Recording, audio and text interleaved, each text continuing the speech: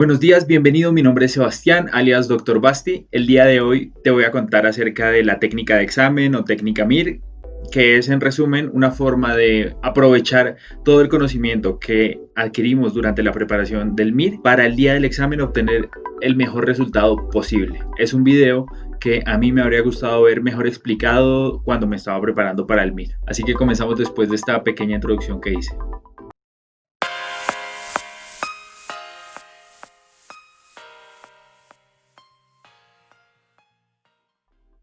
Como te venía diciendo, las técnicas de examen son, en resumen, simplemente herramientas para enfrentarnos a preguntas en un examen tipo test, como el examen MIR. Cuando a mí me mencionaban el tema me parecía algo muy extraño, me parecía algo que no iba a ser realmente útil, algo que era muy ajeno a un examen tan serio como el examen MIR. Pero eventualmente me di cuenta de la importancia real que tenían todas las técnicas de examen en el momento de enfrentarse al MIR. Si bien ahora no recuerdo específicamente todas las preguntas, recuerdo por lo menos 3 o 4 en las que sí recuerdo haber recurrido a utilizar estas técnicas porque eran la única alternativa posible para contestar en ese momento para mí. Así que quiero compartir eso contigo el día de hoy. Decidí hacer una dinámica el día de hoy revisando e identificando las preguntas del MIR 2020, el MIR que presenté este año, identificando cuáles son las preguntas en las cuales se podría haber utilizado la técnica de examen para acertar la pregunta o por lo menos para descartar otras opciones y aumentar nuestra probabilidad de acertar. Así entendemos que realmente sí se aplica para el examen MIR. Acá dejo los tiempos para que vayas a lo que te interese porque creo que el video va a quedar un poco largo según la cantidad de preguntas que encontré, que fueron más de las que esperaba. Vamos a hablar primero acerca de qué determina el puntaje en el MIR, cuáles son los tipos de pregunta y en qué momento debería arriesgarme a contestar. Y ahí sí comenzamos a hablar acerca de la técnica de examen. Doy una pregunta, identificamos la técnica de examen que se aplica en este caso y si encontré más ejemplos, pues damos más ejemplos y si no, pasamos a la siguiente técnica. Antes de comenzar, si encuentras algo de utilidad en este video, te agradezco inmensamente que lo compartas con alguien que también se esté preparando el MIR, que le des like y no olvides suscribirte y darle a la campanita de abajo para recibir la notificación cuando suba la segunda parte de este video. Ahora sí, comencemos. Comencemos por hablar acerca de qué determina mi puntuación en el MIR. Primero vamos a tener el conocimiento y esto dejarlo claro, ninguna técnica de examen va a reemplazar el conocimiento, el estudio y la preparación que hay que tener para un examen como este, que es un examen bastante duro en el cual hay que hacer un esfuerzo. Si bien pueden haber estudiantes muy buenos, estudiantes que toda su carrera han tenido notas muy buenas, para ellos puede que sea un poco más fácil, pero no quiere decir que no se haya hecho un esfuerzo, que estos estudiantes no lleven toda su carrera haciendo un gran esfuerzo. Para la mayoría, el esfuerzo más grande va a ser ahora, justo después de habernos graduado, preparando el MIR.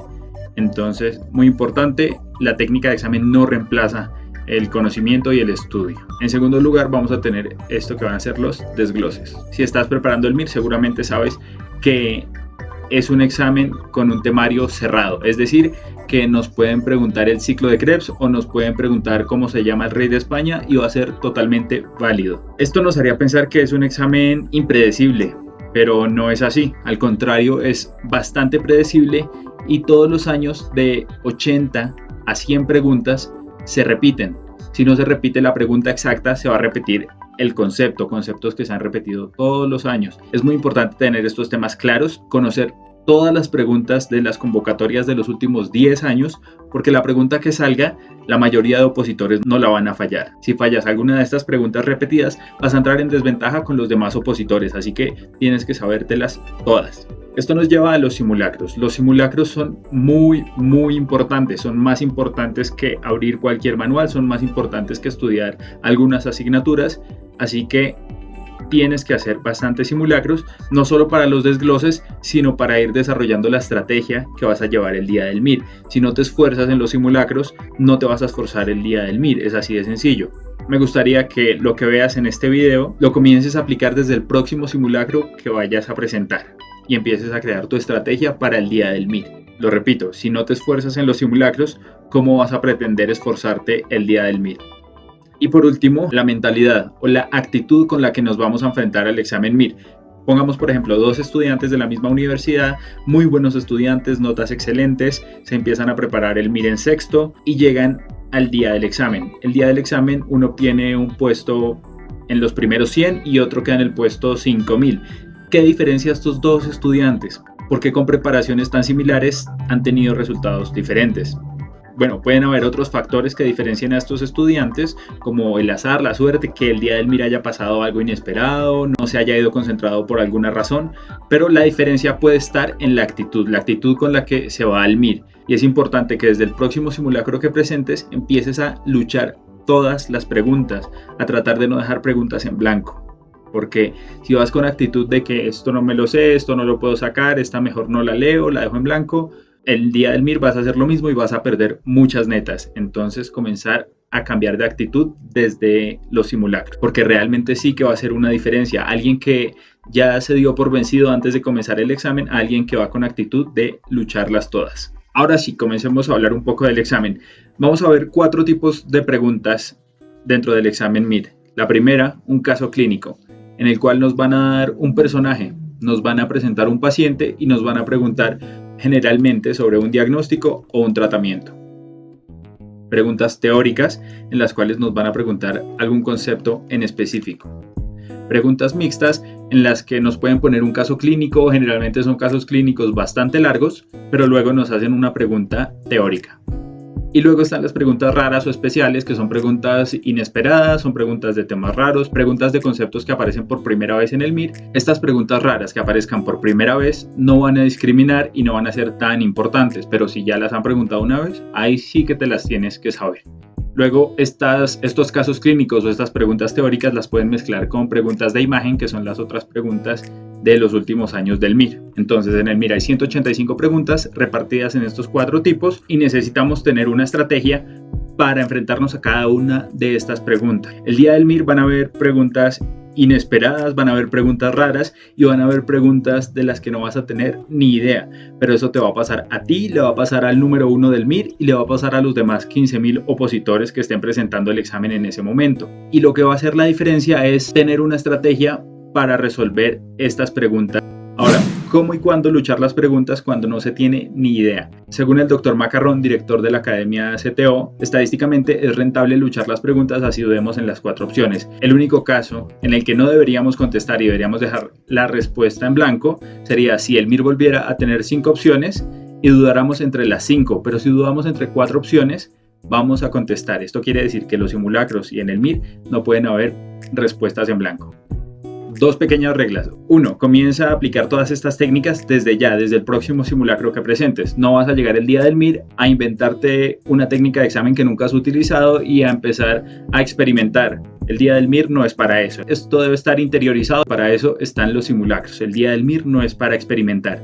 Y 2. Tener claro que las técnicas de examen no son técnicas para asegurar una respuesta correcta. No son técnicas para acertar todas las respuestas. Son simplemente una herramienta para aumentar la probabilidad de acertar una pregunta, pero no nos van a asegurar nada. Todas tienen excepciones, todas pueden fallar, así que es mucho más importante tener el conocimiento, preparar muy bien el MIR. Pero si a pesar de toda nuestra preparación nos enfrentamos con preguntas de las que sabemos un poco, pero no podemos acertar la respuesta o de la que no tenemos ni idea, pues vamos a aumentar las probabilidades de contestar con técnica de examen.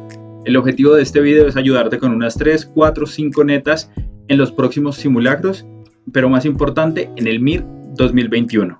Pero para que esto funcione tienes que aplicarlo desde los simulacros, y si logro que al menos saques una pregunta con lo que veas en este video, me daré por bien servido. Recuerda que una pregunta equivale más o menos a 200, 300 plazas en los números de orden en los resultados del MIR. Si ves algo de utilidad en este video, suscríbete, compártelo con alguien. Y ahora sí comenzamos con la primera técnica de examen. Vamos allá. Comencemos con esta pregunta. Indique cuál de los siguientes factores provoca un aumento de la cantidad de oxígeno que libera la hemoglobina. Un aumento de la cantidad de oxígeno que libera la hemoglobina. Disminución de iones de hidrógeno, disminución de dióxido de carbono, aumento de la temperatura, disminución del 2,3-bifosfoglicerato. Esta es una pregunta teórica, ¿la sabes o no la sabes?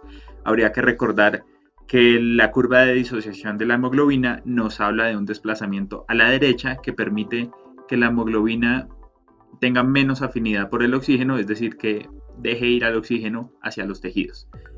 Contrario a que se desplace a la izquierda, donde la hemoglobina se fija con mucha afinidad al oxígeno y no lo deja libre para los tejidos. Nos están pidiendo diferenciar cuáles lo desplazan a la derecha y cuáles lo desplazan a la izquierda. Si recuerdas el diagrama de la curva de disociación de la hemoglobina, recordarás que todo lo que desplaza la curva hacia la derecha es todo lo que aumenta las cosas. Entonces yo le ponía una flecha acá y me acordaba que todo lo que aumente es lo que desplaza la curva a la derecha. Entonces, disminución de los iones de hidrógeno, y acá es donde nos pueden confundir porque el pH es la excepción y el pH no se ve en el aumento.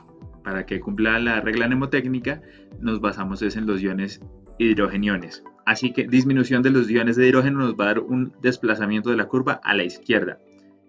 Y el resto de disminución de cosas pues va a seguir siendo hacia la izquierda, y el aumento de temperatura va a ser un desplazamiento hacia la derecha. Yo recordaba que si aumentaba iba a ser un desplazamiento hacia la derecha e iba a haber una mayor disponibilidad de oxígeno para los tejidos. Pero ¿qué pasa? Si yo no estudié la curva de disociación de la hemoglobina, porque no es un tema que sea muy agradable para estudiar, ¿qué voy a hacer? Vamos a tratar de contestarla. Esta nos habla de disminución de algo, esta nos habla de aumento de algo y esta nos habla de disminución. Y acá esto parece una tontería, pero esta es la técnica de la oveja negra. Si yo no tengo idea, me arriesgaría a elegir la tercera opción, que es el aumento de la temperatura, y acertaría la respuesta, que es lo que queremos en el examen MIR. Y debemos tener herramientas para contestar estas preguntas de la mejor forma. Así que oveja negra, una de las técnicas MIR más importantes, y hay que tenerla en cuenta porque todos los años salen 3 o 4 preguntas que se podrían resolver con esta técnica, así no tengamos ni idea. Igual, lo mejor sería que supieras el tema y fueras directamente a la respuesta, pero si no, estas son herramientas de emergencia que podríamos utilizar. Siguiente. Ante un paciente con enfermedad de Parkinson que presenta náuseas al comienzo del tratamiento con agonistas dopaminérgicos, ¿qué fármaco utilizaría para mejorar dicho síntoma? Yo voy a ser sincero, el día del MIR tampoco tenía idea y yo recordaba haber visto algunos videos de técnica de examen y pues así la saqué porque no tenía otra forma. Entonces simplemente sulpirida, metoclopramida, domperidona y clopidogrel. Domperidona. No tenía idea, la contesté, acerté y esto es lo que se busca en el MIR. Sin estresarnos y sin perder mucho tiempo, busco maneras de contestar las preguntas, ¿vale? Vamos con la siguiente pregunta. Esta fue otra pregunta de este año. ¿Cuál de las siguientes estrategias constituye una actuación de prevención primaria frente al maltrato contra las mujeres? Nos hablan de prevención primaria. Establecer un plan de protección y huida en mujeres víctimas de maltrato con hijos pequeños a su cargo. Actividades educativas con mujeres embarazadas y sus parejas sobre relaciones de igualdad y corresponsabilidad en la crianza. Realizar un protocolo de cribado rutinario en las mujeres que acuden a los servicios de urgencia hospitalarios por crisis de ansiedad. Notificación precoz a la autoridad judicial ante cualquier sospecha de maltrato. Son de esas preguntas que hay que sacar por sentido común. Pero también la incluí dentro de la oveja negra porque si bien tendremos que buscar la opción más lógica y en el MIR siempre que nos pregunten sobre una medida a tomar, vamos a elegir lo que sea educación, lo que sea más costo efectivo. Sin embargo, acá lo que podemos hacer o lo que en su día yo hice fue analizar que acá me dan una víctima, mujeres embarazadas y parejas sobre relaciones de igualdad, acá no hay una víctima. En esta, mujeres que acuden a los servicios por crisis de ansiedad, probablemente en un contexto de abuso. Así que ya van a ser pacientes que han tenido algo más. Yo lo dejé como víctima también. Y notificación precoz de cualquier sospecha de maltrato, también van a ser víctimas. Si ya tenemos casos de maltrato, ya vamos a hablar de víctimas y no vamos a hablar de prevención primaria. Entonces vamos a elegir la 2 y vamos a acertar. Ahora esta. Mujer de 73 años, esto es lo otro. En el MIR a veces salen estos enunciados y no tenemos que dejarnos intimidar. Si yo veo una pregunta muy larga, simplemente voy a leer el comienzo. Mujer de 73 años con antecedentes de obesidad, diabetes tipo 2, hipertensión y dislipidemia. Me van a preguntar, en la radiografía se aprecian osteofitos, pinzamiento leve de la interlínea medial, ¿cuál sería su manejo inicial? Entonces, nos están preguntando al parecer una artrosis y cuál sería su manejo inicial. Esta es una pregunta elemental y también de sentido común que no se puede fallar en el MIR, pero que si por algún motivo no tenemos idea o estamos perdidos, lo podemos simplificar bastante. Explicación del diagnóstico, muy bien. Reposo relativo, claro. Paracetamol, ¿por qué no? Metamizol, bien. Naproxeno de rescate, pues me gusta. Derivación preferente a consultas externas de trauma para valoración de prótesis total. En esta ya nos están hablando de derivarla y de hacerle una cirugía, que no me suena, esto es falso. Derivación preferente a consultas externas de traumatología para valorar desbridamiento artroscópico. Nos hablan de otra cirugía. Solicitud de resonancia magnética preferente para evaluación de meniscopatía, quiste de Becker o tendinitis. En esta nos hablan de una resonancia. Así que si nos ponen todas estas y nos están preguntando de un manejo inicial, no nos dicen que es una paciente que ya haya recibido 20.000 tratamientos y no nos dicen nada en la radiografía, sino osteofitos y pinzamiento leve, que es artrosis, ¿cuál sería su manejo inicial? Entonces, todo lo que sea conservador y lo más barato. La pregunta anterior, una pregunta de tipo caso clínico en la cual nos piden un tratamiento, es un ejemplo de cómo la mayoría de preguntas en el MIR en las cuales debemos elegir una medida terapéutica, nos tendremos que guiar por la opción más barata, la opción más sencilla o la opción más costo efectiva. Independientemente de las técnicas que estemos usando, vas a ver cómo más adelante en los diferentes casos clínicos, generalmente la opción a elegir va a ser la opción más conservadora. Si en el MIR quieren que tomemos alguna medida en especial, alguna medida más agresiva o que hagamos un examen en particular, nos van a dar motivos para pensar en ello. Ahora, otra pregunta bastante intimidante. Esta pregunta fue un poco controversial. Esta fue de las preguntas que el día del examen, cuando todo el mundo empieza a discutir las preguntas, pues yo pensé que la había tenido mal, que la había fallado porque todo el mundo había puesto cosas diferentes y con diferentes justificaciones. Lactante de 6 meses que acude a urgencias por dificultad respiratoria.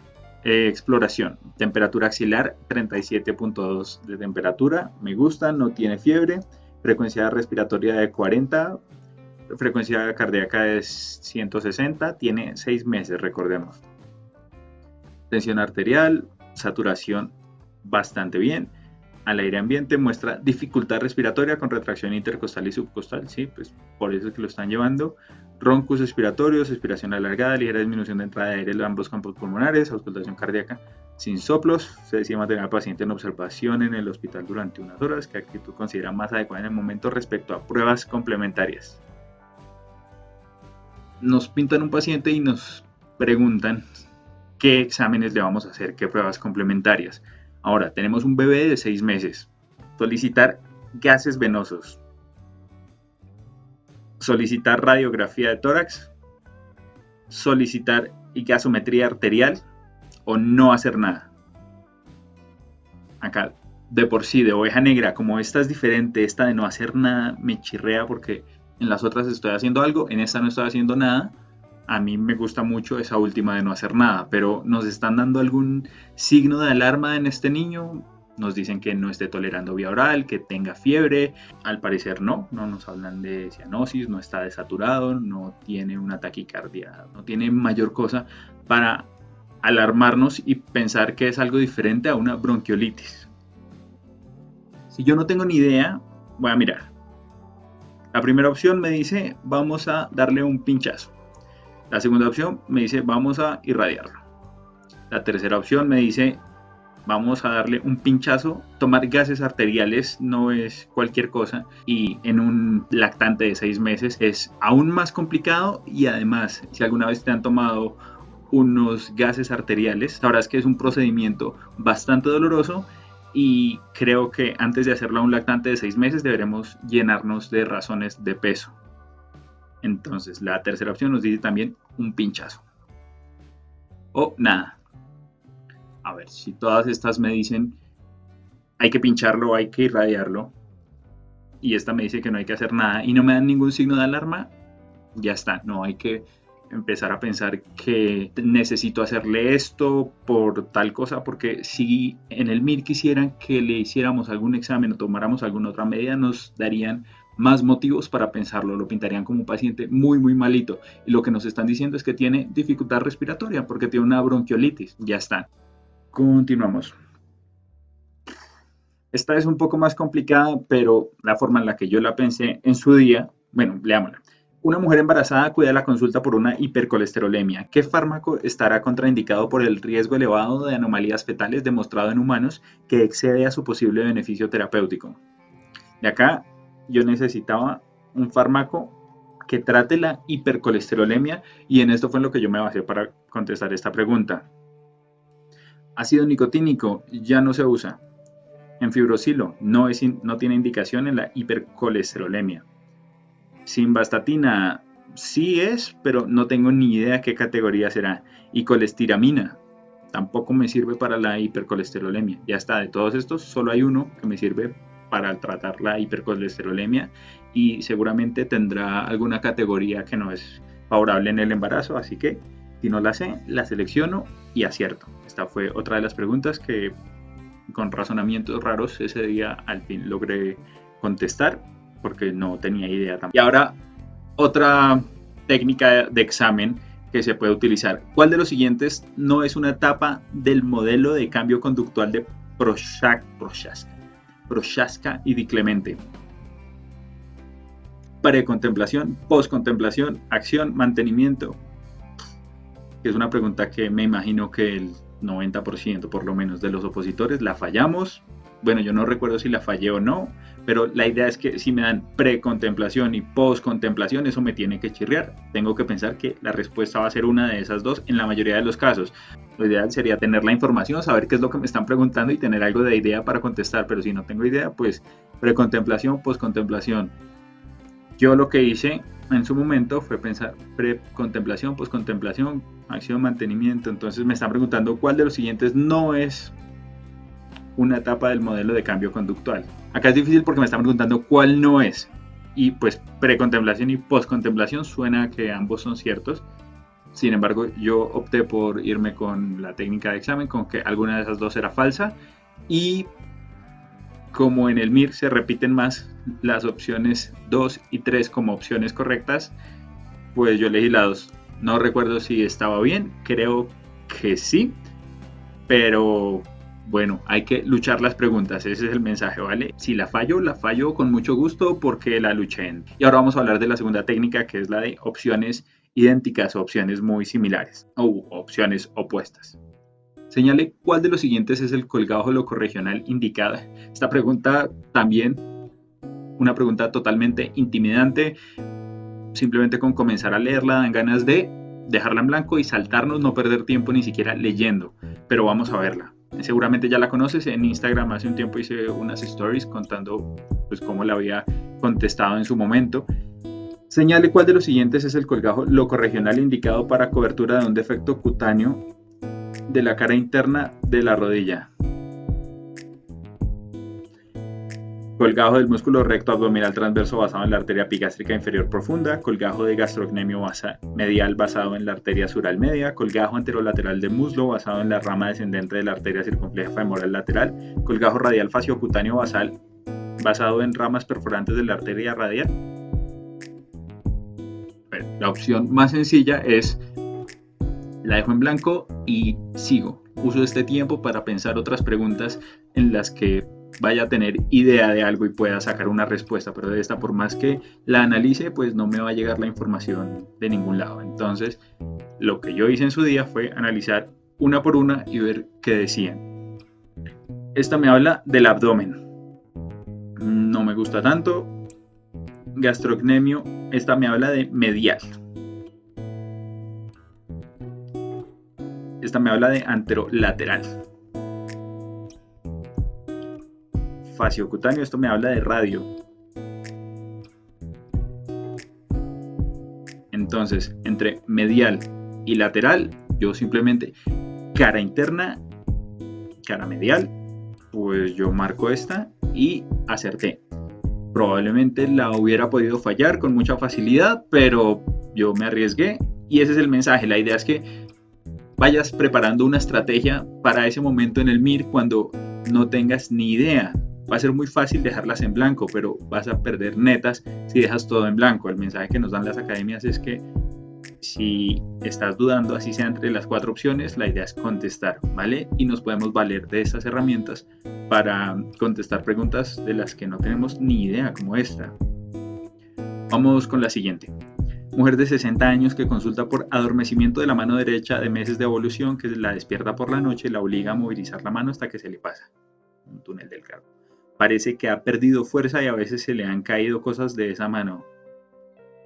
Señale la respuesta cierta.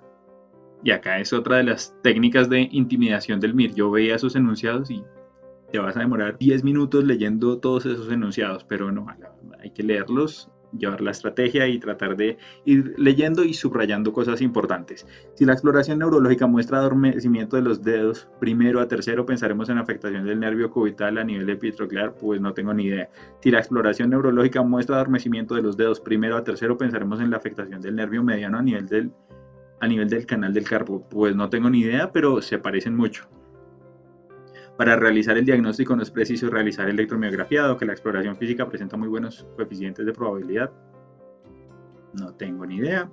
El tratamiento de la afectación del nervio cubital a nivel epitroclear o del nervio mediano a nivel del carpo es la intervención quirúrgica, dado que el tratamiento conservador no mejora la sintomatología.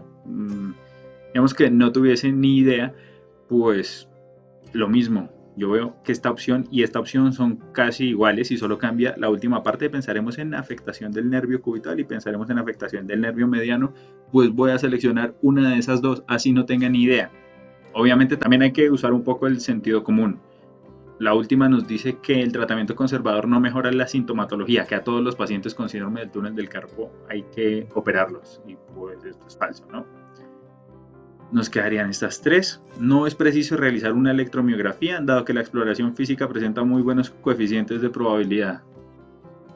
Nos está diciendo, en tu consulta, cuando a un paciente con síndrome del túnel del carpo, tú le puedes diagnosticar con certeza, y nos está diciendo como que el gold estándar es el examen físico, y pues no es así. Y hay que hacerlo objetivo de alguna forma. Entonces, para el diagnóstico sí que necesitamos la electromiografía y esto tenerlo claro.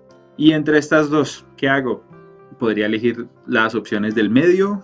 En este momento ni siquiera recuerdo cuál es la opción correcta, pero nervio cubital a nivel epitroclear. Es como acá abajo, en el codo. Epitroclear. Afectación del nervio mediano a nivel del carpo. Entonces, ¿qué es más probable? ¿Que la afección sea acá o que la afección sea acá? Pues yo me voy con el carpo. Y ya está, y creo que esa es la respuesta correcta, y si no, pues la fallo, y la fallo con mucho gusto porque la luché, ¿vale? Vamos con esta. Varón miope de 83 años en tratamiento por diabetes e hipertensión. Lo llevan a consulta a sus familiares porque desde hace unos días derrama el vaso de agua en la mesa y se ha dado varios golpes en la cabeza con los muebles de la cocina. Aunque él no refiere ningún déficit visual, la presión intraocular es de 18 milímetros de mercurio en ambos ojos y la agudeza visual es de 0,9 en ambos ojos. ¿Cuál sería la respuesta correcta? Entonces, lo mismo, digamos que no tengo idea. Se debe instaurar tratamiento con análogos de prostaglandinas en colirio porque presenta un glaucoma normotensional con afectación del campo visual. Puede tratarse de una ceguera cortical y se debe realizar un campo visual para valorar una posible mianopsia homónima con respeto macular. Como no refiere problemas visuales, presenta una presión intraocular normal y una agudeza visual normal. Se trata de despistes normales de la edad. Presenta un desprendimiento de retina periférico secundario a su miopía que no ha llegado a afectar el polo posterior. La idea es que tengas tiempo y lo estudies. La pregunta no era tampoco tan complicada, pero entonces, si no tengo ni idea, ¿cuál es la respuesta correcta? Vamos a ver otra vez. Se debe instaurar tratamiento. Entonces este nos habla de un tratamiento con análogos de prostaglandinas en colirio porque presenta un glaucoma y también nos está dando un diagnóstico. Puede tratarse de una ceguera cortical y se debe realizar un campo visual para valorar una posible mianopsia homónima con respeto macular. Este nos habla de que puede evaluarse, que puede tratarse de una ceguera cortical y se debe realizar un campo visual para poder evaluar el diagnóstico. La tercera nos dice, como no refiere problemas visuales, presenta una presión intraocular normal y una agudeza visual normal, se trata de despistes normales, a su edad está haciendo ya un diagnóstico y un diagnóstico pues que no existe también. Entonces esta ya me chirrea también de esto de despistes normales a su edad, ¿sí? No es muy profesional tampoco ponerlo. Presenta un desprendimiento de retina periférico secundario a su miopía que no ha llegado a afectar el polo posterior. Pues nada, esta también me da un diagnóstico. Y pues si yo veo que esta me da un diagnóstico, esta me da un diagnóstico, esta me da un diagnóstico, y esta dice, puede tratarse de una ceguera cortical, pues vamos ahora a la siguiente técnica de examen, que son las afirmaciones laxas y las afirmaciones muy restrictivas. Otra técnica de examen que es supremamente importante para el examen MIR. En esta, simplemente por ver que estas son muy restrictivas porque nos están ya dando un diagnóstico y esta es muy laxa, pues esta va a ser la correcta, la selecciono y la acierto. Así no haya estudiado oftalmo para el MIR, ¿vale? Entonces, todas las preguntas, así sean largas, así se vean intimidantes, hay que lucharlas.